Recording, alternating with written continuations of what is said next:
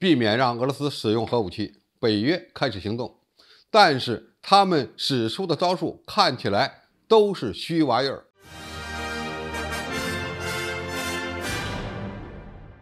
观众朋友，大家好，我是付前少。在俄罗斯并入乌克兰4个州之后，俄乌冲突从本质上已经进入到了一个新的历史阶段。自此，西方开始担心普京在乌克兰使用核武器来保护其新领土，因为只要俄军遭受到严重损失，就符合俄罗斯使用战术核武器的条件。近日，美国战略与国际问题研究中心，也是美国国内规模最大的国际问题研究机构，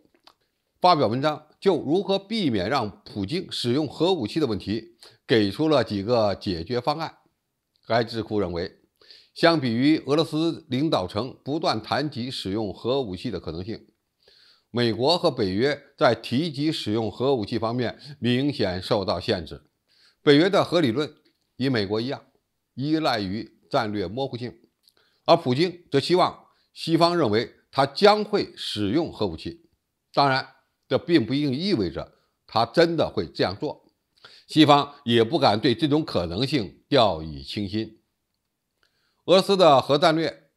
可以被描述为升级管理机制，寻求在冲突的早期阶段通过劝阻、恐吓来实现降级。当俄罗斯面对入侵或面临生死存亡的威胁时，俄军将会使用核武器。西方认为，如果乌克兰军队通过夺取被俄罗斯并入的大面积新领土，普京可能就会转向核武器的使用，以展示其赢得俄乌冲突的决心和承诺。那么，美国和北约将如何威慑普京不要使用核武器呢？美国的智库认为，可能有这么几种方法。第一，拒绝发布对俄罗斯使用核武器所采取的反击措施，也就是继续使用战略模糊来恐吓普京。第二，直接告诉普京使用核武器的后果，例如美国或北约在乌克兰出动常规作战力量进行干预，或者报复只限于在经济制裁或国家声誉方面的，将俄罗斯定性为支持恐怖主义的国家。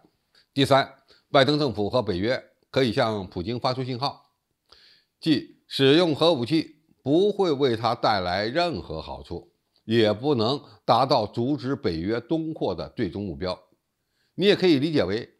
就算俄罗斯使用了核武器，西方也要继续推进让前苏联的加盟共和国转向西方的目标，甚至是加入北约，这将极大地恶化俄罗斯的战略环境。第四，保持北约的团结非常重要。如果美国威慑俄罗斯的努力被一些北约国家看成是在升级危险并破坏团结，那将会产生相反的效果，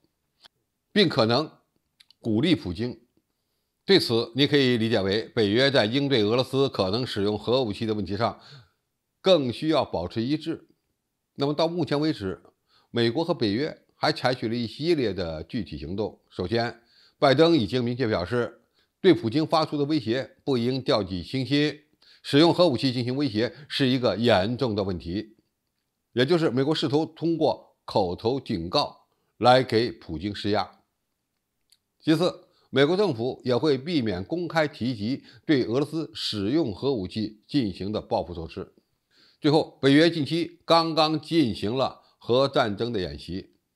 美国智库认为，俄罗斯在乌克兰使用核武器的后果非常严重。在乌克兰的东部地面引爆小型战术核武器，伤亡人数可能较少，但会产生大量的放射性元素。这些物质将会吹入周边地区，包括进入俄罗斯。美国和北约不需要对俄罗斯使用核武器之后做出核报复，但是使用任何核武器，无论多大当量的核武器，其产生的后果都将打破77年来的禁忌，并可能使俄罗斯成为国际社会的异类。就目前的情况来看，美国军方对俄罗斯使用核武器的反应将取决于伤亡人数，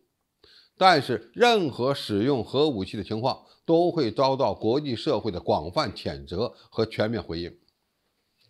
美国和北约可能会采取常规军事反应的方式，向乌克兰提供更大规模的常规杀伤性武器，以避免进一步的核报复。总体而言，美国的上述表态暗示着，就算俄罗斯使用了核武器，也不大可能会遭到北约的核反应，但是后果也是俄罗斯难以承受的。